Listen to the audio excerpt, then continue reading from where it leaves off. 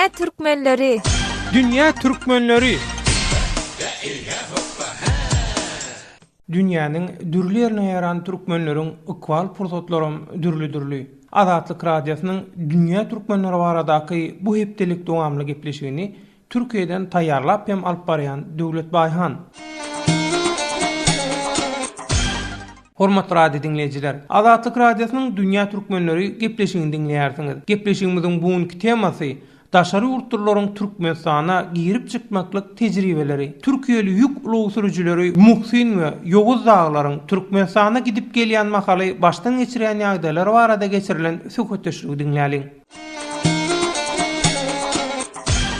Söhbetleşler gepleşigimize hoş geldiňiz. Merhabalar, teşekkür ederim. Yolunuz açık olsun. Allah razı olsun sizden. Türkiye'ye gidiyorum Aşkabat'tan. Ýoguz daga söhbetleşigimize hoş geldiňiz. Hoş bulduk kardeşim. Selamlar. Öncelikle Türkmenistan kardeşlerimizin bayramçılıklarını kutluyorum. Kudam sonsuza kadar nasip etsin inşallah. Sürücü Muhsin şu wagt ýolda uluw sürüp gelýän ýerinden gepleşigimize gatnaşýar. Zencan'a varmak üzereyim. 4-5 kilometre yolum kaldı. İran'dayım. Türkmenistan'dan geliyorum. Aşkabat. Sürücü Muhsin, siz özüňiz ýaly daşary urtlar Türkmenistana girip çykandan nähil tejribeler başdan geçirýärler. Türkmenistana özüňiz ýaly daşary urtlaryň girip çykmagy aňsatmy? Özellikle Türk vatandaşlarına yapılan uygulamalar her yerde, her kapıda sürekli aynı sorunları yaşıyoruz. Türkmenistan döwletine de käbir ugurlarda hak berýärin. Ýöne olaýtdy bize, ýagny Türk raýatlaryna garşy edilýän oňoýsuz hereketler ähli ýerde we hemme gümrük kapylarynda bir meňzes. Hemme ýerde sol bir problemalara duçar bolýar. Gümrüge giren mahalyň birinji problema paraxorlyk bolýar. Men Türkmenistanyň bir ýyldan bäri iziderli gidip gelýärin we gaty gen galaýmaly nädip boldy bilemok. Ýöne bir gezek para bermän ýurda girmeklik basartdy. Türkmenistanda bizden para alýanlaryň aýtmagyna görä aýratyn pul galýarmysyn. Biz bolsa firmanyň ýoly sowulga diýip berýän puluny, ýagny öz ýol sowulgamyzy Türkmenistanda para peşkes bermeli bolýarys. Şol sowulga bilenem biz Türkmenistana girip çykýarys. Ne gibi sorunlar? Şimdi gümrüğe giriyorsun. Bir numaralı problem rüşvet. Ýoguz daga, siz Türkmenistana girip çykan mahalyňyz nähil duýgulary hem ýagdaýlary başdan geçirýäňiz.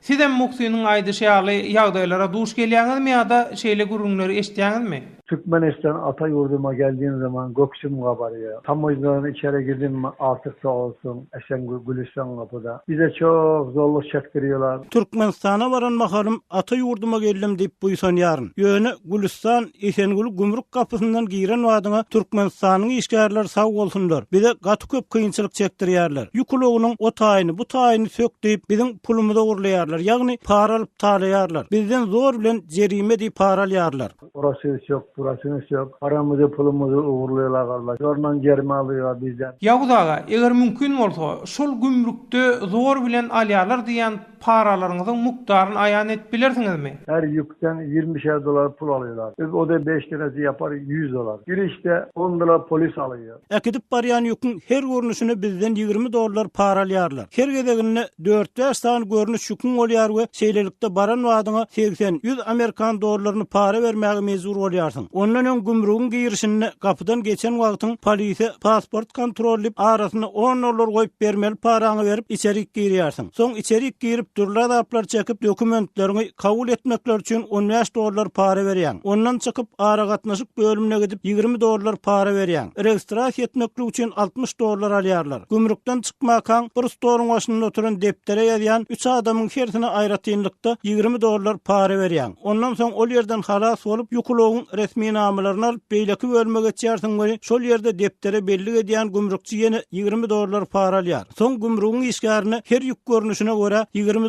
berýän. Ondan soň barlama üçin $40 alýarlar. Bermeseň ulugyňa özleri gizlinlikde bir zat goýup senden çykdy diýärler. Şeýdip ömrüň zyndanına çýrer. Maşynyňy kontrol çekiyorlar, $40 alıyorlar kardeş. Vermezsen maşynyňa gaçak bir şey koyarlar, bu senden çıktı der. Ömrü billah zindanda çürürsün. Ýoguz daga, ýaňy Muhsin aýtdy bir gezek nädip bolly bilemok para bermän geçdim gümrükden diýip. Eýsem Türkiýeden ýük alyp Türkmenistana baraňyzda hemme dokumentleriniz düzgün bolsa resmilere para bermän geçecek bolsaň şantaj edýärler diýdiňiz. Tanayan adamlaryňyzdan para bermän sebäpli kyn ýagdaýa düşenler boldumy? Hemme dokumentlerim düzgün para berjek däl, men öz hak hukumy bilýän we şonu talap edýän kanunlara görä diýseňiz ýa-da şeýle diýenlere näme edilýär? Yoldaşlarımızın hamısı içeride. Ben eroin taşımıyorum. Bu maşından özümüm. Ben yıllarca uğraştım, dilimden bu hale geldim. Öz hak hukugyny ara para bermän öz ýen netjek bolan tanışlarymyzyň hemmesini şantaj edip tutsak etdiler. Men bermeliyimi içeride verdim. Gaýtadan näme üçin saňa ýene $40 bermeli? Hiç pul berjek däl. Büyük ulogy meniň halal gazanjym bilen alan öz hususulugum. Men ulugumda hiç açan bir kanun iş etmedim ýa-da gereğin daşamadım. Men kanuny hakym isleýän diýenler boldy. Olara düş maşynyň seniň bilen doganlygymyz gutardy. Mundan soň başyňa geljeklere men goşulmaýan diýip oňa garşy çäre berdiler. Soň gümrügiň barlyk işgärleri onuň ulogynyň nomerini aşagyna 3-4 gram tirek gysyryp hamala ol eden ýal gurnap tutsak etdirdiler. Derrew içerik salyp ýanky türk ýukulogy sürüjüsini erbet edip urup ýenjip orusça düşündiriş ýazyp oňa gol çekdirip 14 ýyl azatlıktan mahrum ettirip goýberdiler. Şol basylan türküň ady Ilyas Özkar firmasyny işleýärdi. Senin doğanlığımız bitti dedi. Plakanın arasına bir tiryak 3 gram kadar kısarmış. Demiş ki bu senden çıktı. Ondan sonra içeri alırlar. Azatlyk radiosyny indi tunein.com internet radio ulgamy arkaly hem göni efirde dinläp bilersiňiz. Radiomuzy tunein.com saýtyna girip gözlük bölümünde Azatlyk diýip ýazyp tapyp bilersiňiz. tunein.com ulgamynda türkmen dilinde maglumatlary berýän Ýeketäk radiony Azatlyk radiosyny dinlemäge çagyrýarys.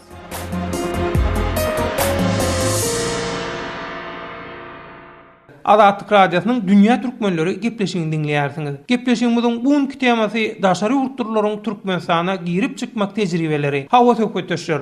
Türkmenistana başdan geçirmeleriňiz nuknoy nazaryna halkara tejribeleriňize salgananyp bu problemalar nähil düzeltilmeli pikir edýäňiz. Muhsin ilki senden soň bolsa jemleýici sözü Ýawuz agadan alaly.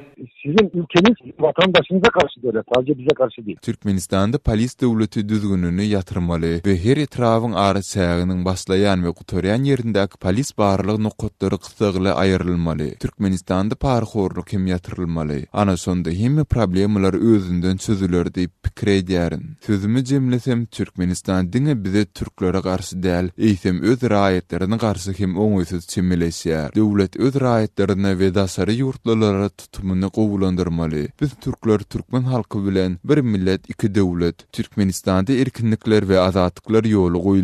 Ýolbaşçylar öz halkyndan gorkmaly däl. Eýsem öz halkyna adamkärçilikle çemeleşmäni ýoly goýmaly. Hökümet we resmiler biderek bahanalar döredip adamlaryň durmuşyny kynlaşdyrmaly däl. Ösen döwletlerden görüldi alınıp nähil peýdaly kanunlar taýýarlamaly we ony nähil durmuşa geçirmeli. Şonu öwrenmeli diýip pikir edýärin. Üst kadrodaki yönetici kişilerin karşısındakini insan görerek muamele yapmasını rica ediyorum. Ýawuz aga, Prezidentimiz Gurbangulu Berdi Muhammedow eğer Muhammed ümmeti ise haram lokmada yan bakıyorsa Türkmenistanyň ugul meclis özüni düzeltmeli. Gümrüklerdäki paraxorluk barada Türkmenistan goňşusy Özbegistanyň görürlermeli. Özbegistanyň hem ýerde video kameralar bar. Paralan ýaly hödürlän hem 3 ýyl azatlykdan mahrum edilýär. Mundan 8 ýyl ugul Özbegistan häzirki Türkmenistanyň ýagdaýyndan erbetdi paraxorlukda. Prezident Gurbanguly Berdimuhammedow eger Muhammed Ammatowalyan bolsa haramxorlugy oňlamaýan bolsa hakykatdan musulman türkmen ahlagyny medeniýetini söýýän bolsa Allah ananýan bolsa paraxorluk edeni 10 ýyl azatlykdan mahrum etjek diýsin. 1 minutyň içinde Türkmenistanyň korrupsiýa togtar. Onuň bir buyrugy bilen çödüler. herkese de 10 sene hapislik desin, 1 dakikada durur. Bir emir versin, emrine bağlı. Herkese Allah yardımcılar olsun. İnşallah Hormatly radio dinleyijiler, Azatlyk radiosynyň dünýä türkmenleri gepleşigine bugün daşary urturlaryň Türkmenistana girip çykmak tejribeleri diýen tema boýunça Türkiýeli ýük ulogy sürüjileri Muhsin we Ýawuz aga daglar bilen geçiren söhbetleşigimizi dinlediňiz. Azatlyk radiosynyň azat tolkunlaryna ýene-de duşuşýançak hoş sag bolun. Rowaçlyk hemraňyz bolsun.